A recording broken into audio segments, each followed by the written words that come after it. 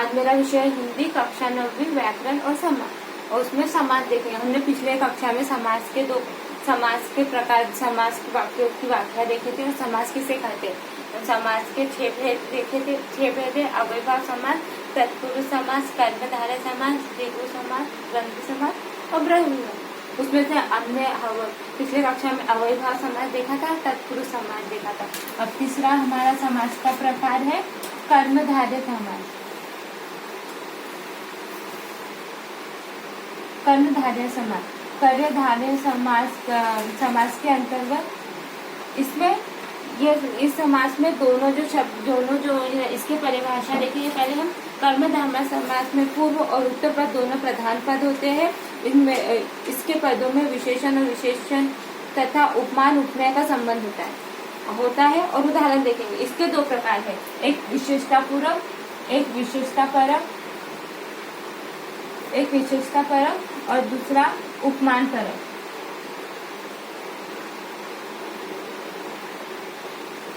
एक विशेषतावाचक और दूसरा होता है उपमानवाचक। विशेषतावाचक और दूसरा है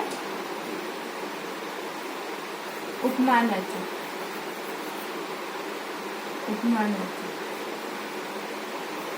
इसके अंतर्गत 2 पद होते हैं। एक प्रधान पद, एक तो दोनों प्रधान पद हो गए। जब 2 शब्दों से मिलकर जो शब्द बनेगा दोनों प्रधान शब्द हो गए। एक तो एक विशेषतावाचक होगा, एक तो एक उपमानवाचक होगा। उदाहरण के लिए पहले हम देखेंगे विशेषतावाचक।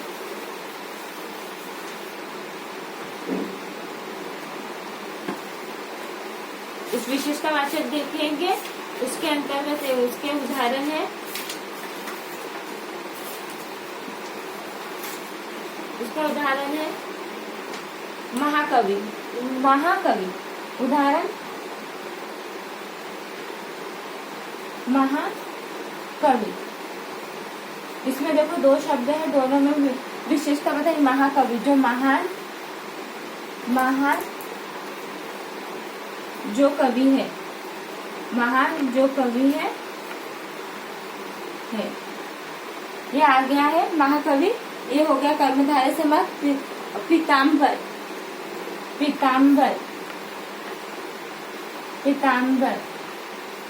पीला है जिसका अंबर, पीताम्बर। ये होगा विशेषता परक, यानी दोनों में विशेषता बता रहे हैं। दोनों शब्द कैसे एक दूसरे के पूरक है और विशेषता बता रहे हैं। ये होता है विशेषता पूरक। अब हम देखेंगे उपमान पूरक, उपमानवाचक देखेंगे। दूसरा प्रकार है उपमानवाचक, जिसमें हम समझ लो उपमा दिया जाता है। दोनों शब्द एक उपमादायक होगा। जैसे चंद्रमुख,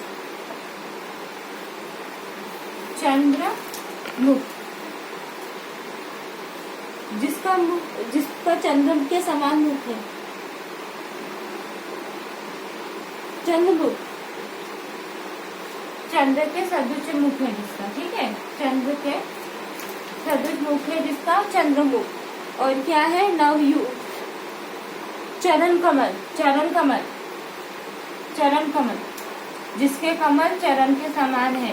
ये कैसे उपमा दी है चरण कमल और चंद्र। इसमें उपमावाचक में आते हैं और ये कर्मधारय समास हो गया।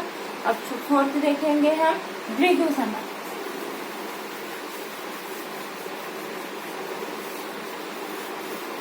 समास का 4th है द्विगु समास।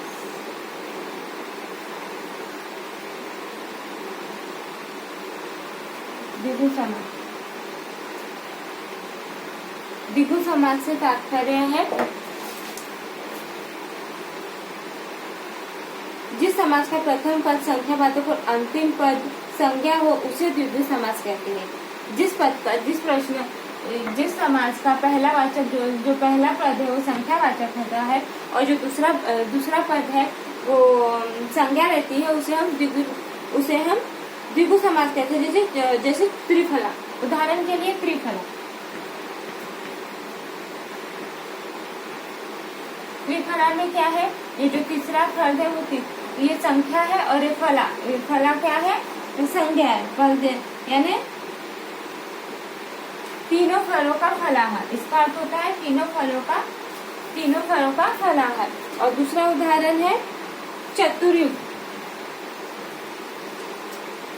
चतुर्युग 4 युगों से पूर्ण। चतुर्युग 4 जड़ों से पूर्ण। और त्रिकोण 3 कोनों वाला। ये क्या है, द्विगु समास के लिए। द्विगु समास है। एक द्विगु समास का उदाहरण देखा हमने, जिसमें पहले संख्या, द्विगु समास में कैसे जो प्रथम पद होता है वो संख्यावाचक होता है, और जो द्वितीय पद होता है, इसका उत्तर पद होता है, वो संज्ञा होता है। अब हम 5वां देखेंगे, संज्ञा का प्रकार, द्वंद्व समास।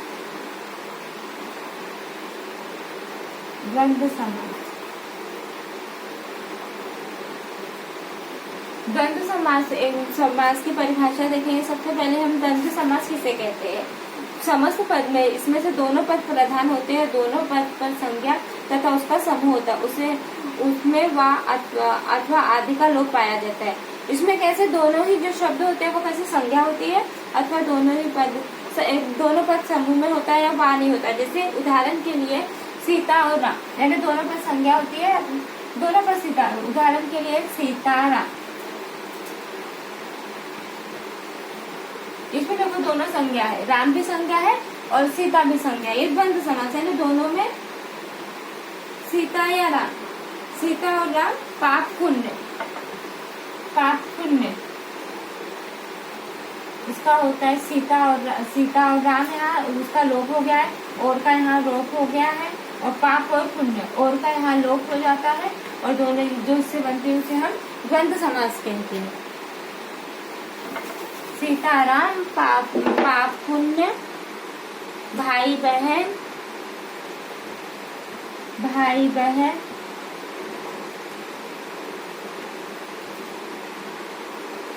राजा रंग। जो ऐसे शब्द होते हैं जो दो होते हैं, जिसमें दोनों संज्ञा होती है और एक दूसरे से जुड़े होते हैं, उसे हम द्वंद्व समास कहते हैं। दिवस रात्रि। इसमें क्या और होता है, जैसे सीता और राम, पाप और पुण्य, भाई और बहन, राजा और रंग, दिवस और रात्रि। जब दोनों में जब और आता हो और दोनों संख्या होता है, हम इसे द्वंद्व समास कहते हैं। अब द्वंद्व समास के बाद हम देखेंगे बहुब्रीहि समास। इसका 6 नंबर का भेद देखेंगे समास का।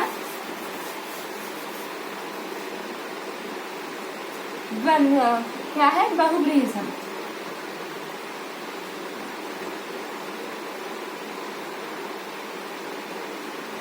बहुब्रीहि समास। बहुब्रीहि समास से तात्पर्य होता है, बहुब्रीहि समास में, इस समास में भी 2 पद होते हैं, इसमें अन्य पद की प्रधानता रहती है, अर्थात इसका सामासिक अर्थ इसमें भिन्न होता है। जैसे दशानन, 2 पद है, 10 आनंद, इसमें दशानन, इसमें जैसे इसका उदाहरण रहता है कि दोनों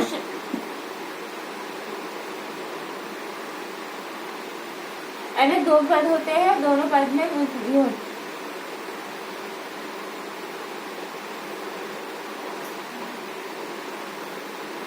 उदाहरण के लिए दशानन,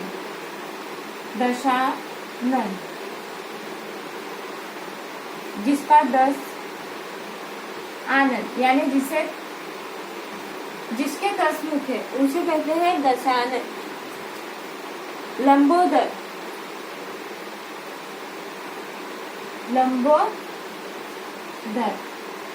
जिसका उदर लंबा हो, अर्थात गणेश जी।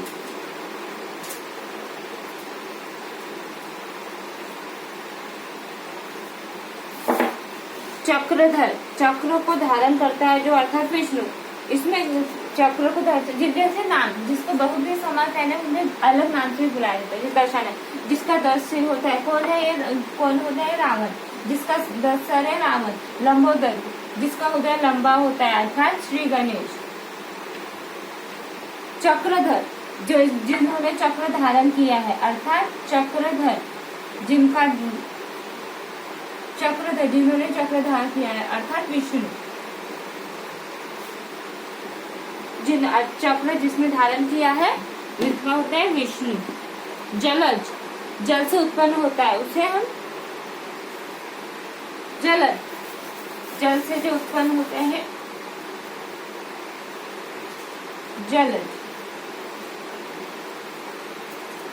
जल से जो उत्पन्न होता है, उसे कहते हैं जलज। जलज अर्थात कौन है?